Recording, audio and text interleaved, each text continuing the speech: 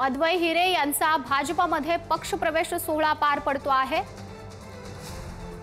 मुंबईमध्ये आज अद्वै हिरे हे भाजपामध्ये प्रवेश करणार होते आणि आज त्यांचा पक्षप्रवेश सोहळा पार पडतो आहे। ठाकरे यांच्या शिवसेनेमध्ये असलेले अद्वै हिरे हे आता भाजपामध्ये आलेले आहेत।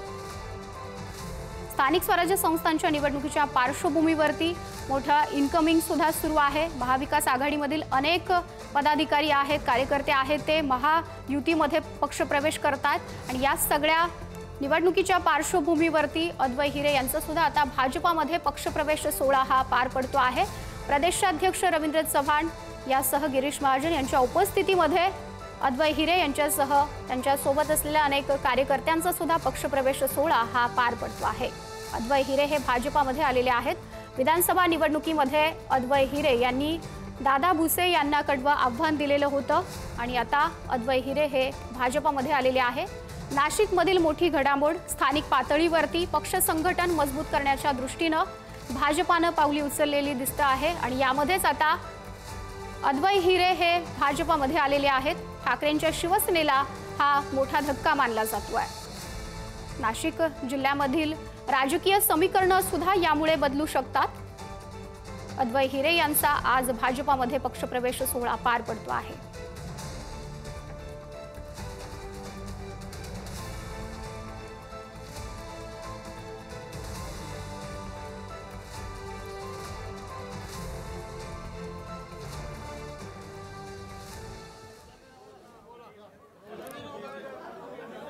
आपल्या सर्वांचे नेते सन्मान्य गिरीश भाऊ महाजन साहेब, भारतीय जनता पक्षाचे प्रदेश अध्यक्ष रवींद्रजी चव्हाण साहेब, सुनील आबा गायकवाड, पवनदादा ठाकरे, दीपकजी पवार, संदीप बापू पाटील, समाधान दादा, जेडी अण्णा, सगळे मान्यवर, आज तुमच्या सगळ्यांच्या साक्षीनं भारतीय जनता पक्षामध्ये मी प्रवेश करतो आहे।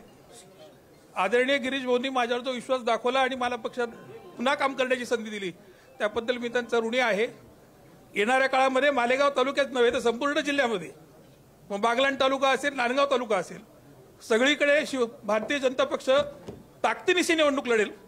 100% भाजपसाठी आम्ही तयार आहोत। जिल्हा परिषद आणि महानगरपालिकेच्या निवडणुकांमध्ये दोन्ही ठिकाणी भारतीय जनता पक्षाचा महापौर आणि भारतीय जनता पक्षाचा जिल्हा अध्यक्ष, जिल्हा परिषद अध्यक्ष हा करण्यासाठी आम्ही सगळेजण कटिबद्ध आहोत। मागच्या जिल्हा परिषदेच्या निवडणुकीमध्ये सुद्धा मालेगाव तालुक्यातनं 5 आणि सटाणा तालुक्यातनं 4 जिल्हा परिषद सदस्य हे भारतीय जनता पक्षाचे आपण निवडून आणले होते। दोन्ही जिल्हा परिषद, दोन्ही पंचायत समिती आपल्या आल्या होत्या। याही वेळेला त्याहीपेक्षा जास्त जागा निवडून आणण्याचं काम हे आम्ही सगळेजण करू।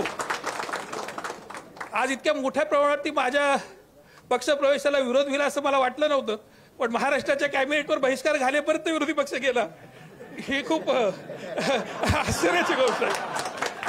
आणि त्यामुळे निश्चितपणे मला समाधान आहे की विरोधकांच्या पायाखालची वाळू आत्ताच घसरलेली आहे आणि गिरीश भाऊंच्या नेतृत्वामध्ये भारतीय जनता पक्ष 100% भाजपा नाशिक जिल्ह्यात करून दाखवेल हा आत्मविश्वास व्यक्त करतो।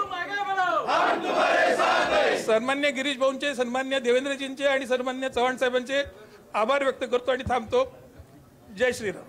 धन्यवाद। यानंतर भारतीय जनता पार्टीचे प्रदेशाध्यक्ष आदरणीय रवींद्र चव्हाणजी यांना विनंती करतो की त्यांनी संबोधित करावं। सर्वांना विनंती आहे, सर्वांनी दोन्ही हात उंच करून आपण सर्वांनी